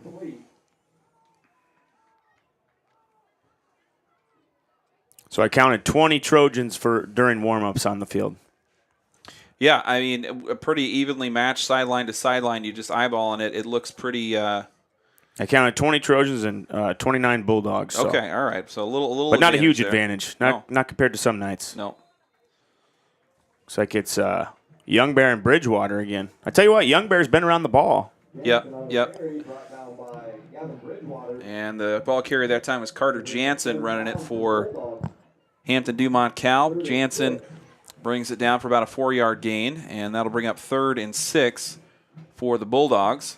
Young Bear's not the biggest guy either, or the quickest, but he's a scrappy competitor. He has been at that starting linebacker position all season long, and I think we're seeing exactly why. It's kind of with 11 players to keep an eye on. It can be hard to kind of see each one shine, but this is a really nice performance from Young Bear here in this first half. Well, he's going to give you everything he's got when he's on the field. And Diego Victor comes up limping a little bit, but probably a twisted ankle or something. Oh, no, 61 is McBride. McBride. So a short run there from the Bulldogs will bring up a 4th and 1. So a critical stop here as the Bulldogs still well within their own territory. South Tama just came off a scoring drive. Would love to get the ball back and just keep the gas pedal pressed down. And Hampton-Dumont-CAL taking their time to get the play in. I don't know if they're not going for it here. Now, this could be a huge stop. This could be a big field position swing. Meter with 2 Well, they're stopping again. backs, and now they're going to take a timeout. So maybe they can come out and punt the ball? That I think so. I don't know it's why like they need a yard. Yeah. And so a timeout on the field. We're going to hear from some of our sponsors, and we'll be right back after this. You're listening to Trojan Country. If you believe in capturing meaningful moments, you've made it to the right place. The Farmer's Daughter Photography and TFD Films are a proud supporter of Trojan Country and South Tama County activities. Located near Conrad, the Farmer's Daughter Photography and TFD Films offer an array of photo and video services, including family photos, newborns, kids and seniors, weddings, and commercial media. Check them out on the web at tfdphoto.com or on Facebook and Instagram to learn more. S&S Car Wash provides both automatic and hand wash services as well as detailing for your vehicle. S&S Car Wash, your local car wash destination with convenient locations in Toledo and Tama. All right, coming out of the timeout, we got 3:55 left on the first quarter clock. South Tama and Hampton-Dumont-CAL locked in at 7-7 apiece. And they're going for it. So the Bulldogs going to roll the dice here on 4th down, and we'll see if they can get the payoff. They've got 3 receivers kind of bunched close to the line of scrimmage on the left side, and that's where they're running. Meter, quarterback keep, and got all kinds of blockers and plenty of room to work there. Meter, the first down, and the Bulldogs, keep the drive alive. Mathis on the tackle for South Tama. 1st and 10 now for the Bulldogs on the 49 and a couple inches maybe there. Trying to get into South Tama territory, and they've got that bunch formation over there again, those trips. So Meter, it'll be a handoff that time to Jack Dreyer. Oh, the ball came out. Dreyer, South Tama looks like they got a fumble recovery there. I think Demetrio Ortega. That was Ortega, number 4. Jose Demetrio Ortega, one of the seniors tonight, getting celebrated on senior night. Nolan Upaw catches that touchdown, a senior there, and Jose Ortega, his compatriot there in the defensive backfield, gets the fumble recovery. Trojan How about ball. that, Ortega? 135 pounds, first-year player. Beautiful. Final football game on the home field. I'd say them seniors, they have something to play for tonight. So South Tama recovers the ball now on the 41-yard line in their own territory, and the same look is coming out of the huddle. Back to the score formation. Here again.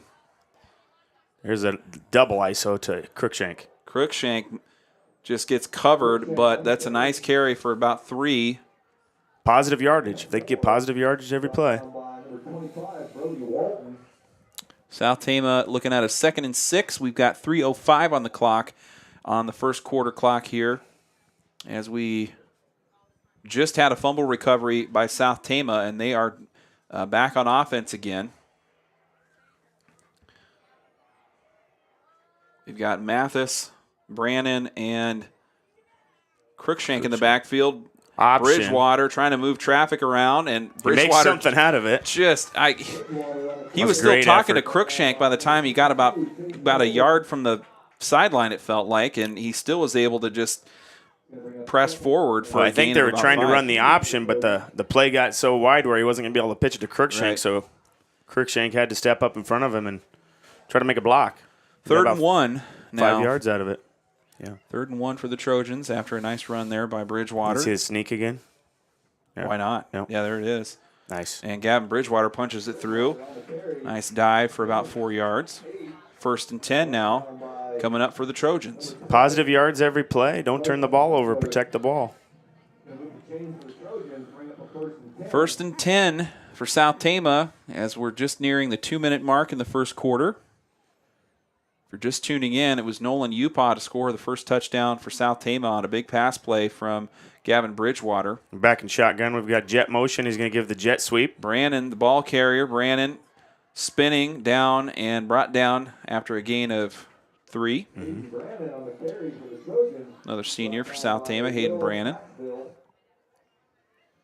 He's kind of been involved in different ways in this offense. Last week we saw him more as a wideout, and he's kind of gotten slotted behind the line of scrimmage so far in this first half. But a nice play there. I've heard a lot of good things about Brandon from his coaches so far this year, especially on the defensive side. 2nd and 7 for the Trojans on the 41-yard line in Hampton-Dumont territory. Back in that shotgun. Here's Brandon with the jet motion again. Fake handoff. Running option. Pitching back to Crookshank. Crookshank got the afterburners on. Crookshank looking down the sideline. Skips past one defender. Beautiful looking run there by senior Ethan Crookshank, who gets brought down near the 10-yard line. And South Tama finding big plays. And we got a flag out. Where was that at? Was that near the back tackle? Here on the 40. The chains are already moving. But the officials indicating not so fast. Either way, Crookshank, he does a great job of seeing those cutback lanes sometimes.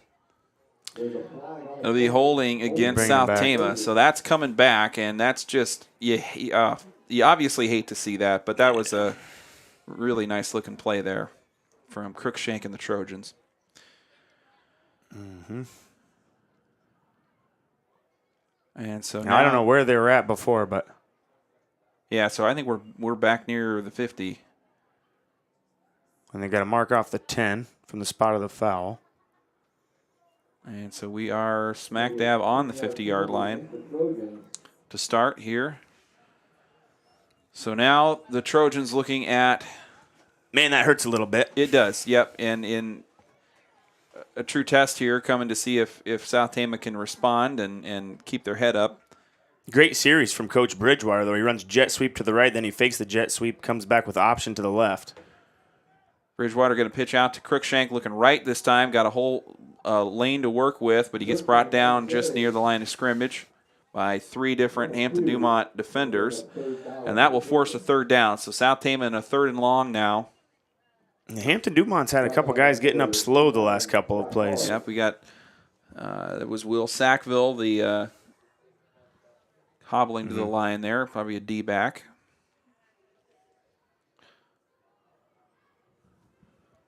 Under 30 seconds left here in the first quarter as South Tama has a 3rd and 10 on the Hampton-Dumont-CAL 49-yard line. I think one more play will be able to get that jet motion. They're looking for option. And Bridgewater, just a quarterback keep, and that won't be enough for a first down. Another flag. Gets wrapped up. We've got a flag. And coming from the side, Judge, on the far side of the field.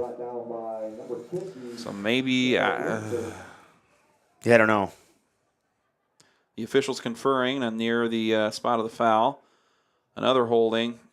Face mask. No, and a face mask called against Hampton-Dumont. So the penalty gods working both ways here late in the first quarter. And South Tama will be able to move the chains off of the penalty there. And so we have 8 seconds left to go with one more play to go here until we get to the second quarter break. Got a break. We picked up a break there. 15 yards. And I think we might just, this is going to run out until, so the clock's going to run out at the end of the first quarter. We are tied 7-7 after a interesting first quarter of action here on at Trojan Field on Friday night. We're going to take a quick break here from some of our sponsors. We'll be right back with the second quarter.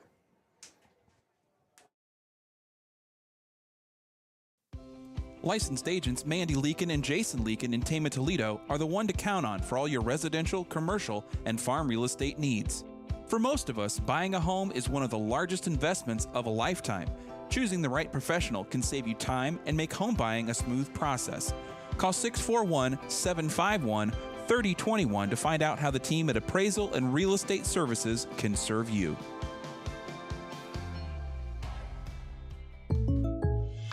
This show's pretty rockin', huh? Yeah, I'm so glad my State Farm agent helped me go. Huh? My State Farm agent. They help me with options to personalize my auto insurance to get a great rate that fits my budget, so I don't have to give up the things I love. Wow. Hey, so do you think I could get your State Farm agent's number? Call State Farm agent Gary Bach in Toledo at 641-484-3163. Individual premiums and budgets will vary by customer. All applicants subject to State Farm underwriting requirements.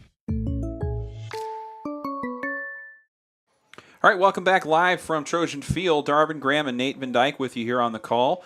South Tama tied 7-7 with Hampton-Dumont-CAL. We've got a 1st and 10 for South Tama on the 30-yard line after a face mask penalty. Oh, there's a big push. Oh, my goodness. South Tama bullying their way down. Just centipeded it all the way down for about 7 yards. See the ball. Was it Bridgewater? I think it was Mathis, maybe. I thought I saw. I was kind of getting a kick out of Coach Doran there on the sideline during the break in the quarter, getting him fired up down there. It's a passionate dude. Well, you smell it at this stage of the game after kind of getting beaten to the ground for several weeks, and you can't help but get excited.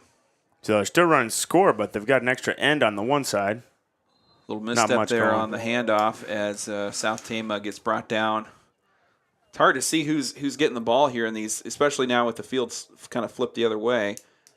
And so that'll bring up 3rd down for the Trojans. 3rd and 1. 3rd and a long one on the 21. Trojans really don't have a field goal kicking option, and so it's kind of score or die here. Or first down or die, kind of. It's going to be a pitch out to Crookshank. Crookshank cuts back into the middle. Loose ball. Oh, no. He did a good job finding that cutback lane again. Yeah. He's got good vision out there.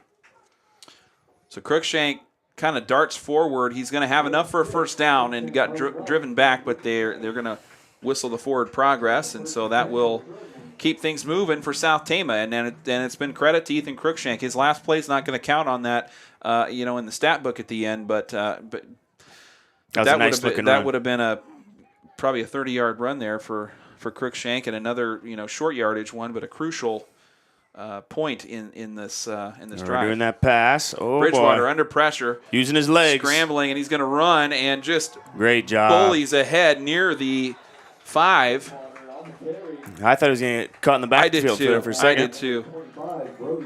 But there's just another gear Picked there up 9. for him. Turns out. There is just another gear for Bridgewater. Then he lowers the shoulder and gets about 2 or 3 extra at the end of the run.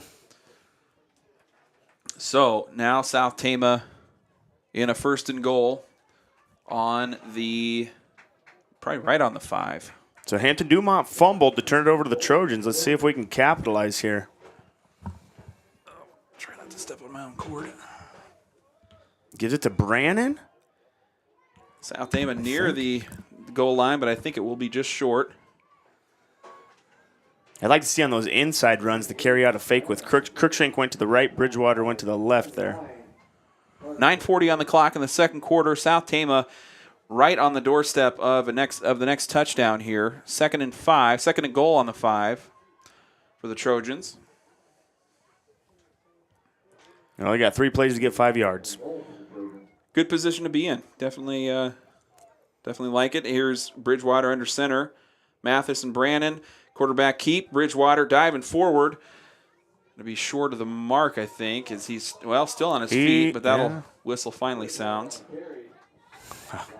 Once again, I thought he was going to go down for a loss, but. Right. 3rd down and maybe 2, 1.5. Yeah, 3rd and goal on the 2 still. So 2 plays to get 2 yards.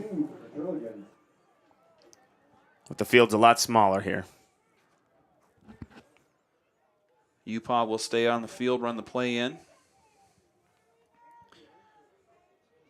Still have Papaki on the end. UPaw and Papaki on the right end now. There it is. Blocking for Bridgewater, and that's a touchdown. South Tama getting their 2nd touchdown of the game, courtesy of Gavin Bridgewater. He just found a little sliver of daylight. I don't know where that was, but he saw it, and that was enough.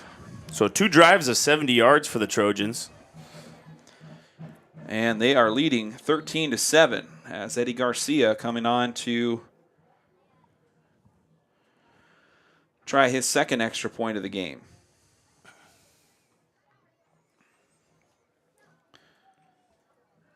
The kick is up.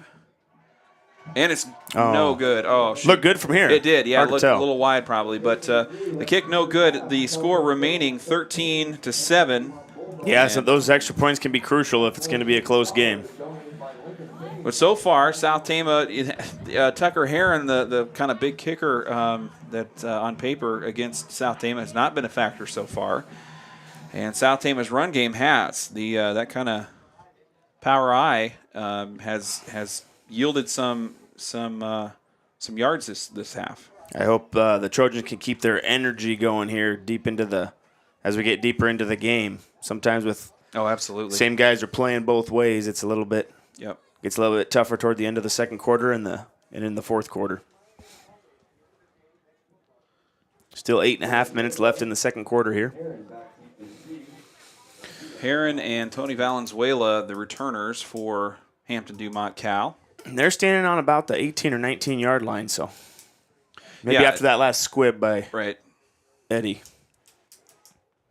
Eddie plays a defender for the soccer team, so he's no stranger to kicking a ball.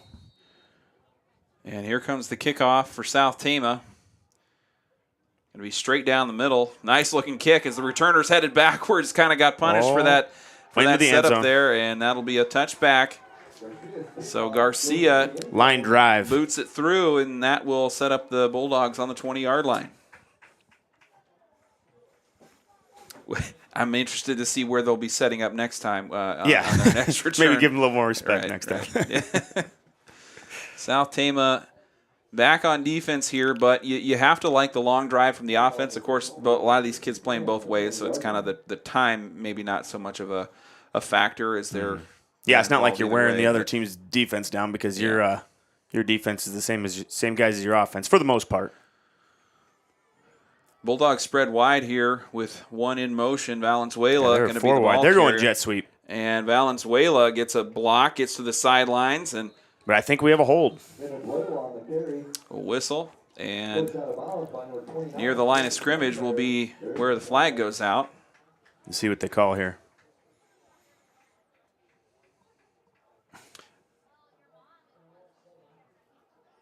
Make sure to stick around at halftime. We'll hear from South Tama captain Ethan Crookshank during the Gary Black State Farm Insurance halftime show. The holding call there is going to go against Hampton-Dumont-CAL, and the Trojans like to see that. Nathaniel Palmeraz coming onto the field. He's going to go in for Robles there, looks like at the nose tackle position. 1st and 20 for the Bulldogs now. Backed up into their own 10-yard line. Meter. Fake handoff, running straight ahead, and he gets covered up. That was Palmeraz and a couple other Trojans on the tackle near the line of scrimmage. And in comes Robles back in. Nope. Yep. So they're rotating their defensive linemen a little bit. Yep. They're giving them a break here. So McBride to the sideline. Robles comes in. South Tama, a nice stop there on first down. That'll set up 2nd and 17 on the 13-yard line. Meter with one back near him. Here's a quick pass. A little hitch route. What's the call? Tucker Heron. That's got to be on the defense there. Another flag there. It didn't look like a face mask, but still waiting to see what the official's going to indicate on this flag. So the penalty's starting to play a role here in this second quarter.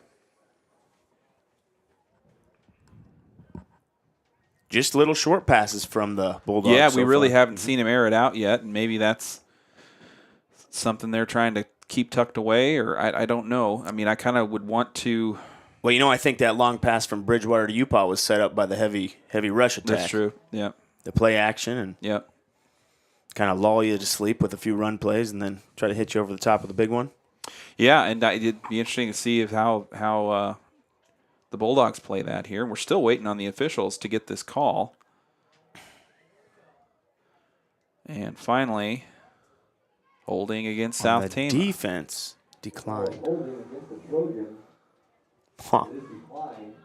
And so the the yardage on the play will bring up 3rd and they're having some issues with that the sticks on the far side. I don't know if there's something's broken over there. Oh yeah, I think so. We got the Chain gang kind of working on the. I saw him messing around with it during the play. There's been a lot of sideline action with a lot of these run plays headed off into the sideline, and maybe a collision happened on that last go. But we're in a little bit of a pause here. So what are we going to have? 3rd and 1 or 2? I think 3rd and 3. 3rd and 3. Okay. Is kind of hard to tell with that. Got it marked anyway. Flag lying down there. Yeah. And as we kind of get ready to wrap up the fall season, a reminder that we will have basketball and wrestling coverage coming your way in about a month or so. And so stick with us here at Trojan Country. Our Facebook kind of is where we'll be doing most of our announcements and broadcast updates, so you can find out which games will be brought to you live and where we'll be week to week. So stick with us for the winter season coming up. Yep, the middle schoolers are already getting kicked off with their winter sports. I was in the wrestling room the other day, and Coach Steve Chima had about 20 7th and 8th graders in there, so that was kind of good to see. And so are the girls rotating the same way that the boys are, where the wrestling so the boys goes do the early split, and then they play basketball the second half. So the girls will be doing the opposite for middle school. Yep. All right, so here's now, we think we got our chain gang equipment repaired, and we're at a 3rd and 4. Yep. Ball on the 26 for Meter and the Bulldogs. And Meter looking to throw downfield, get some time up the middle. Oh, interception! Upaw stepped right in front of it. That was a beautiful looking interception. He had one. Oh, did he have one last? He's had a few this year, and a key moment here as South Tama has gotten a fumble recovery from Jose Ortega the last drive out, and another turnover on defense. This time an interception right around the 45-yard line in South Tama territory, or in South Tama territory. And a turnover gives it back to the Trojans. Was that Valenzuela going up for it? I thought he had a step on our safety, but Upaw played the ball well, stepped in front of it, and used his height. I mean, that's kind of a rare moment where South Tama's not undersized at the defensive backfield. And you talk about defensive backs going up and getting the ball at its highest point, not trying to catch it with their chest. Right. He attacked that ball and caught it with his hands. 1st and 10 for Bridgewater on the quarterback keep. He careens out of bounds near the left sideline. Once again, I thought he could have got wrapped up in the backfield, but he picks up 3 yards on the play. Right. And he's going to, I mean, you would hope that Coach Bridgewater and the Trojans kind of are ready for his fatigue to set in. Yeah, that's what he's running sideline to sideline. How long can he do that? Right. And where do we go when that kind of becomes less effective? Yeah, he's in great shape. You know, he trains all the time. He trains for 2 or 3 sports at the same time, But it's a lot of running here tonight. Running. He's been active. And they're all sprints. Yep. Here's Bridgewater again. Quarterback keeps swinging it right this time, an intended play. And just looking for contact that time. And got a first down. That should be a first down. Yep, that looked like a straight run play. It wasn't a broken play or a passing play. Ball is on the 38 now into Hampton-Dumont-CAL territory. 1st and 10 as Upaw will run the play in.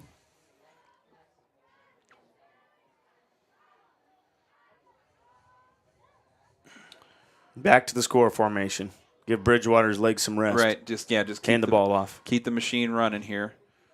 Bridgewater going to pitch to Cruikshank. Cruikshank gets 2 blocks and will maybe a yard. I don't even think so. I think he might have lost. Might have lost a yard there, yeah. Nothing going over there. So the swing play gets shut down on first down, and that'll bring up 2nd and 11. We've got 6:16 on the clock in the second quarter. Play field position here. Even if we don't get a first down, if we can move the ball a little bit.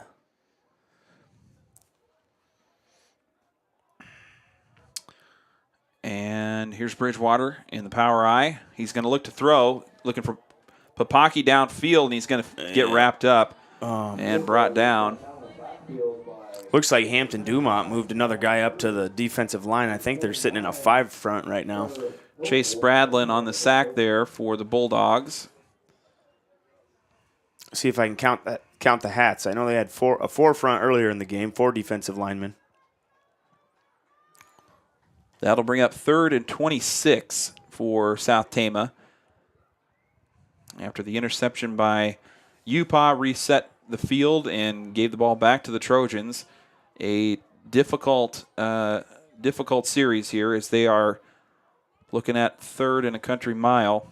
Yeah, and South Tama calls timeout. And the Trojans won't talk about it. So. Don't turn over the ball. Get some positive yardage. Play field position. You can always punt the ball away. Right. We're going to take a quick break. We'll be right back with more live here at Trojan Field. You're listening to Trojan Country. Sharn Weber's in Toledo serves central and northeast Iowa with the latest in heating and cooling systems, water softeners, plumbing and electrical installation, as well as expert service and repair. As a family-owned hallmark business from the South Tama community, Sharn Weber's is proud to support Trojan spirit on the field, on the stage, on the court, or in the classroom. When the job needs done, call Sharn Weber's at 800-542-7980. Trojan Country fans, come on down to The Pump, Tama Toledo's #1 bar and grill. Located in downtown Tama at 218 West 3rd Street, The Pump serves up cold drinks, a warm atmosphere, and an amazing lunch on the regular.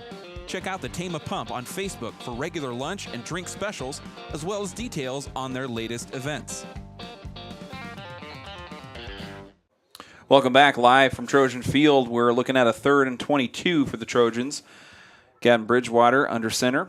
He's going to fake a pitch, and he's just going to be brought down near the line of scrimmage as I don't know what the intended play might have been there, but looked like they were trying to get all the motion going to the left. He faked the toss, and he was going to boot around to the right, but the Hampton-Dumont defensive end on this side of the field just ate up our linemen on this side. Kind of. So 4th down will set up a punt situation for South Tama.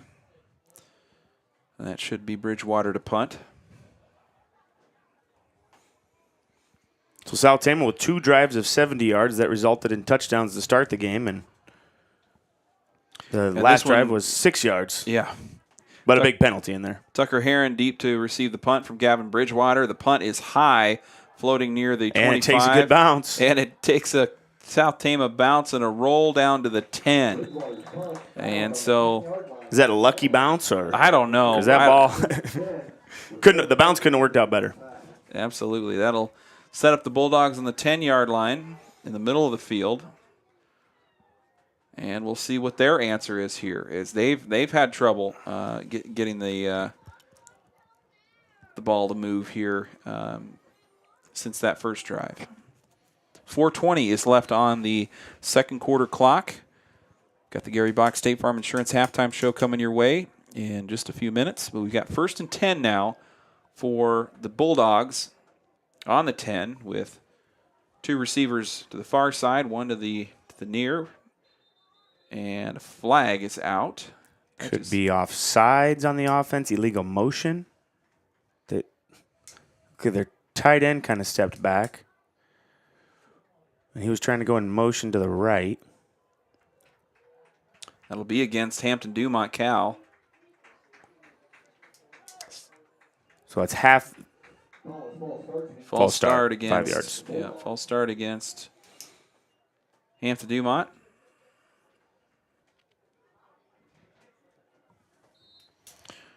First and 15 now after the penalty for. So South Tama can either bring the dogs here and look to pin them even deeper, or kind of sit back and play the pass. I think looks like they're bringing. Yeah, I think they're bringing it. Quick pass to Heron, and he gets wrestled to the ground. Nice pass, nice catch. Yep. Good job by UPA out there of keeping the receiver in front of him. Yeah. And so the short play there will keep things moving for Hampton-Dumont-CAL. So Meter's forte so far is get the ball out of his hands pretty quickly. Right. I hadn't looked at film, so it's hard to The longest pass was the one where UPA picked the ball off in the middle of the field. 2nd and 8 after Heron gets some of those penalty yards back on the last play.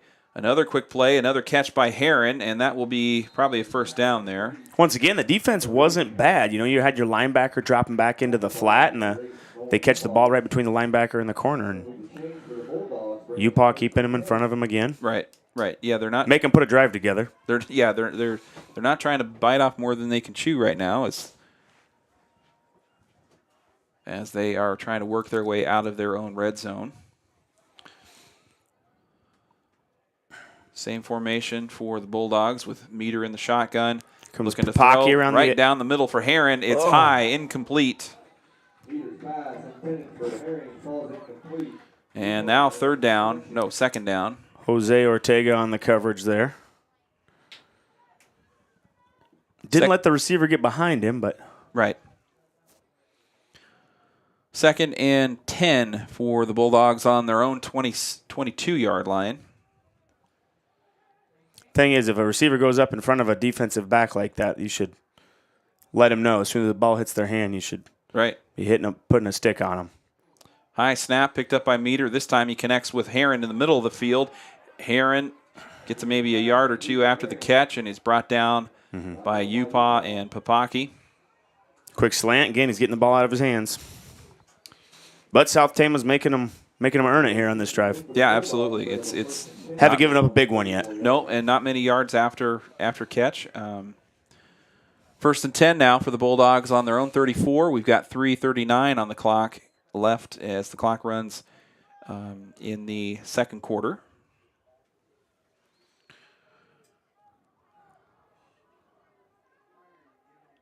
Not a quick working offense here as Hampton-Dumont making sure they got their play called right. Option. Quarterback run. Oh, he's got a lane. Just rockets forward for a gain of maybe 15 there. And that'll bring an easy first down there. So Grant Meter on the quarterback keep just had a 40-yard dash there. And the clock at 3 minutes, but South Tama thinking that thing should be moving a little bit quicker. Right. 1st and 10 for the Bulldogs. Now into South Tama territory on the 42. Quick pass from Meter to the sideline. Heron scoops it up, and I don't think that'll be incomplete as Meter was out of bounds when he brought it in.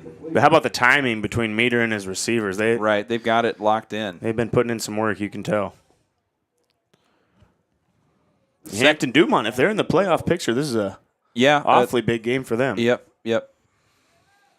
And they don't want to, you don't want to start a playoff run with kind of coughing up one against a team that on paper, you're supposed to beat.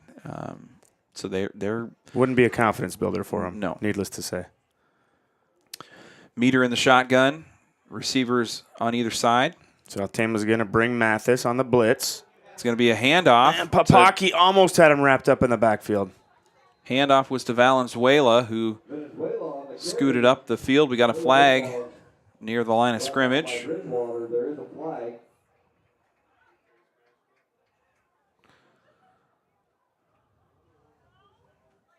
Not sure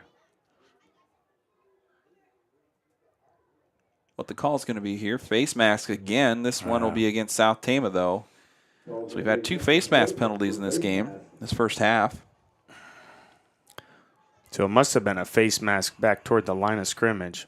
Yeah, the official threw the flag a little closer to the...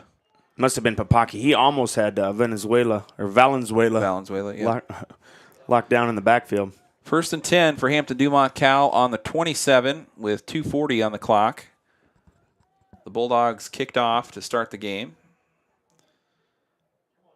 And here's a quarterback keep from Meter. Meter sprinting to the sideline, has one to beat, and he gets knocked out of bounds by Nolan Upa. But a strong carry there by another flag on the field. Oh, geez, another flag. And this is starting to look familiar from last week. Well, maybe South Tama will catch a break, but... Yeah, you never know. And that'll be against the Bulldogs. Block in the back is the call. And so the chains marching back once again. Teams have traded penalties here late in the second quarter. It's a spot foul, so it goes from 1st and 10 to 1st and 6, despite the block in the back. 1st and 6 for the Bulldogs on the 23.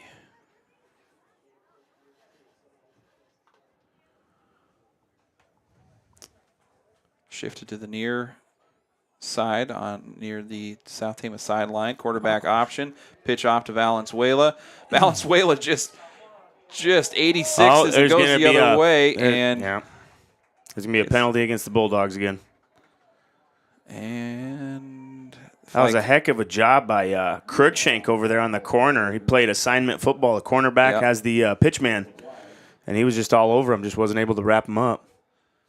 So another flag will stall the action and that's good news for South Tama. They're just wanting this clock to run out as we got under 2 minutes now on the clock left in the first half.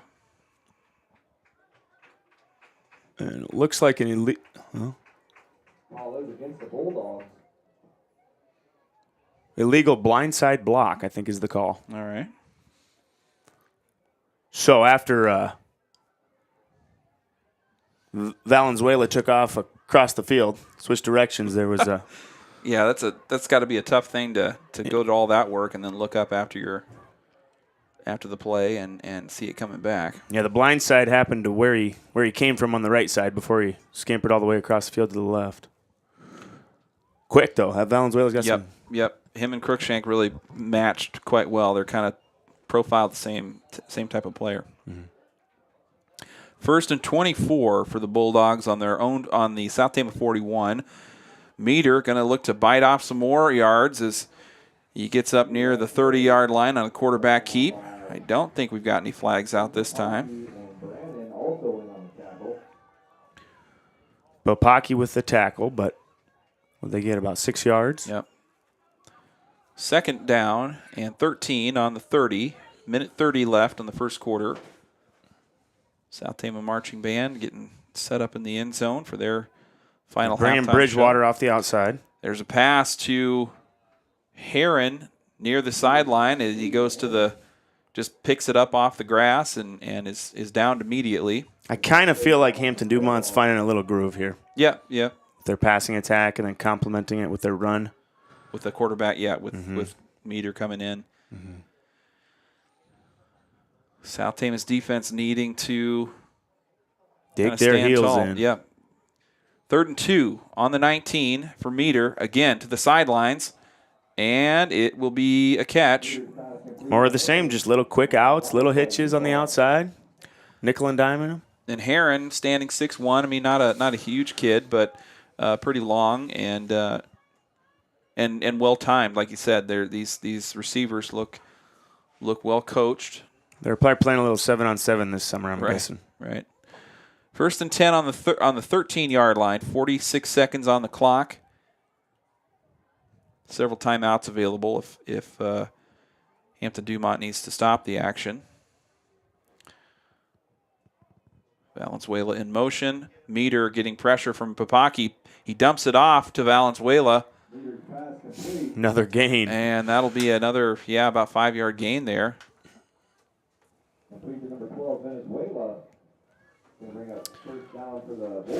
First down after that catch by Valenzuela, and that will bring up 1st and goal on the 2, I want to say. 1st and goal on the 2 for the Bulldogs.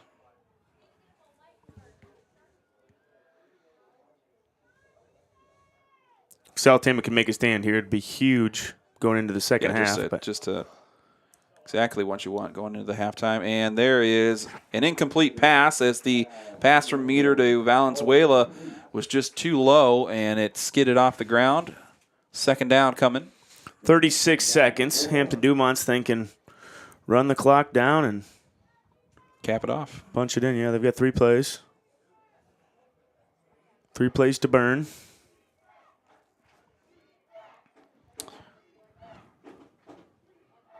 The Bulldogs with 2 receivers to the far side. Meter in the shotgun. Quarterback keep. Getting pursuit from Bopaki.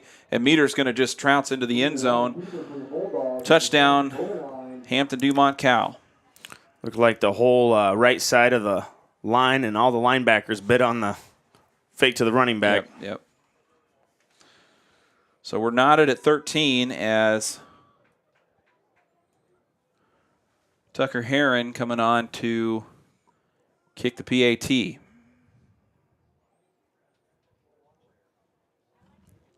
.31 seconds will be left on the clock for the Trojans. So they led for pretty much this whole second quarter. Heron's kick is good, and that will... That's where that PAT comes in. There you go, yeah. So 1 point lead for the Bulldogs as we get real close to halftime. That was a 90-yard drive. Wow. Off of Bridgewater's opportunistic bounce off of his punt. Yep, and followed that coming after 2 short drives, and yeah, I really feel like Hampton-Dumont found a little bit of a groove there between their passing game and their option run game, and their it's kind of what they do well. They kind of finding those tools, and now it'll be up to South Tama to just kind of figure out where they go next. Really, no real big run on that drive. No, it was a pretty solid. Maybe a couple 10-yard keepers by meter, and so the Trojans will receive the kick with 31 seconds to go in this first half. South Tama looking for their second win of the season.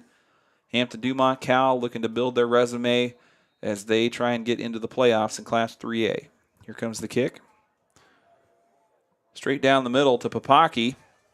Papaki out to the 20, into the fray, and he is going to be brought down just short of the 30-yard line.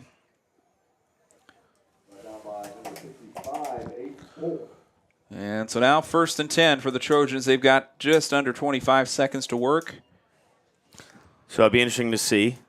Are we okay with the 1 point game going in the half, or right? I'm going to try a big hitter here.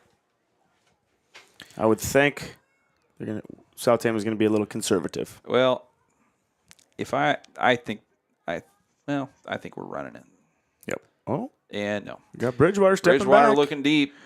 Upaw in the middle. Oh, and not a bad incomplete. pass. Not a bad ball. It was on the mark, but just a little. Upaw couldn't quite catch up to it, I don't think. Yeah. And he was in double coverage. That's true. I don't know if there was another receiver running a route. No. I see Mathis maybe jogging back, but 2nd and 10 now for the Trojans. They've got 17 seconds to work on their own 29-yard line as we get ready for the Gary Bach State Farm Insurance halftime show.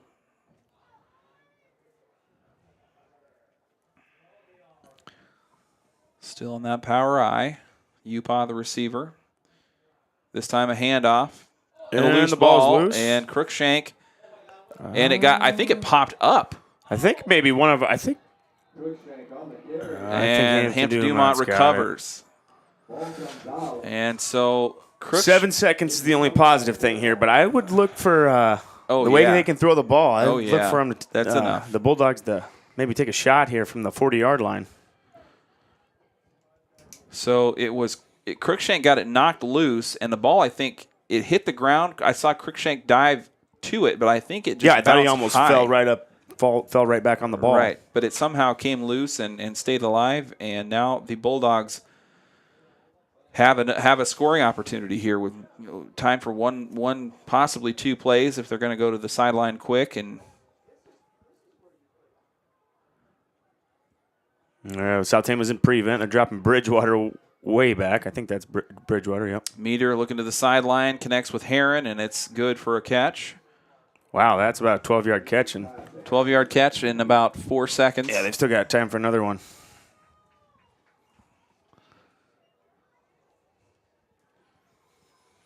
The last thing the Trojans looking for here is to give this up, and then that 1 point game going into half would looked all right. Look pretty good if it's a 2-score game.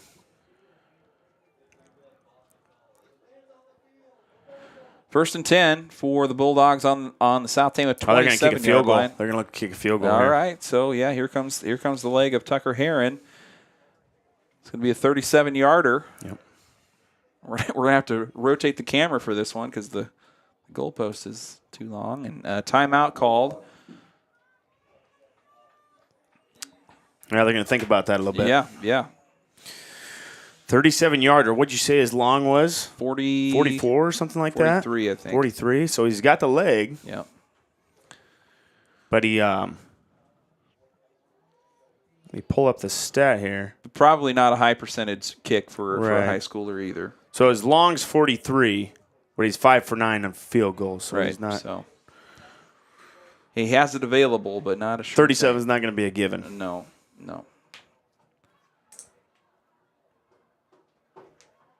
All right, we're no wind. And yeah, I mean atmosphere pretty calm and so they're going to run a play here. They're going to throw the ball to the end zone. 1st and 10 on the 27 out of the timeout. Bulldogs with 3 seconds as they look to land another shot. Meter running forward, and it'll be high, incomplete. That'll be it. So the South Tama Trojans escape catastrophe there at the end after the turnover, and the Trojans go into the halftime locker room with a 1-point disadvantage. 14-13 the score. We'll be right back with the State Farm halftime show. You're listening to Trojan Country. We'll be right back after this.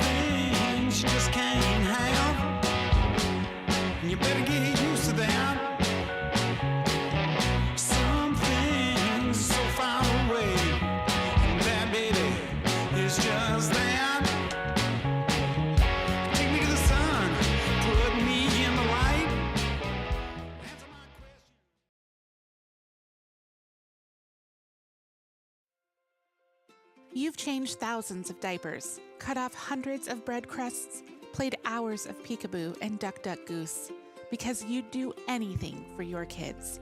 That's why it's so important to protect them with life insurance from State Farm. State Farm agent Gary Bach makes it easy and affordable to help protect your family, no matter what the future holds. Because for the people you'd do anything for, life insurance could mean everything. Call State Farm agent Gary Bach in Toledo today.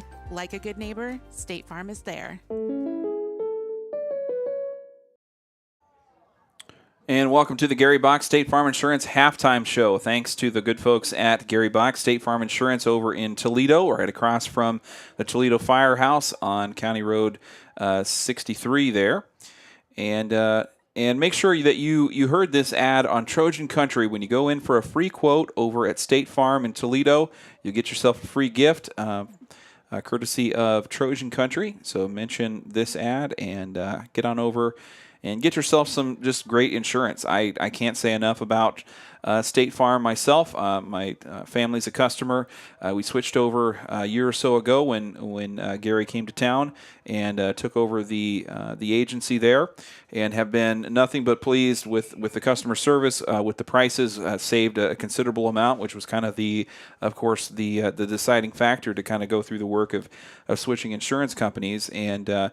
And can't say enough about the service that we've gotten from Gary Bach State Farm and those folks over in Toledo. So if you need insurance, you need to save some money and keep good insurance, State Farm is a great option. So thank you to their support as a title sponsor of our halftime show this season, and cannot thank them enough.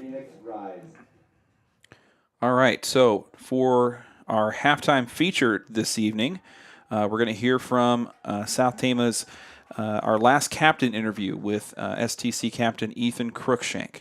We'll be right back live from Trojan Field after this. You're listening to Trojan Country.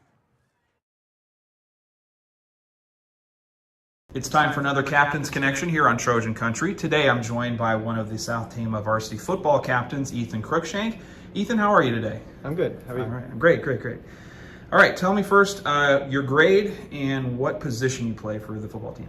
I'm a senior, and I play running back and receiver on offense, and then I play safety on defense. All right. We're going to start off, we're going to talk about family to begin with. Tell us who your family is and what role they've played in your football career. My parents are Melissa and Greg Cruikshank, and I have one brother. He's in 8th grade, and his name is Eli. My dad and my mom have both played a really big role in my sports career. My dad definitely pushes me in my sport career just to make sure I'm being the best that I can.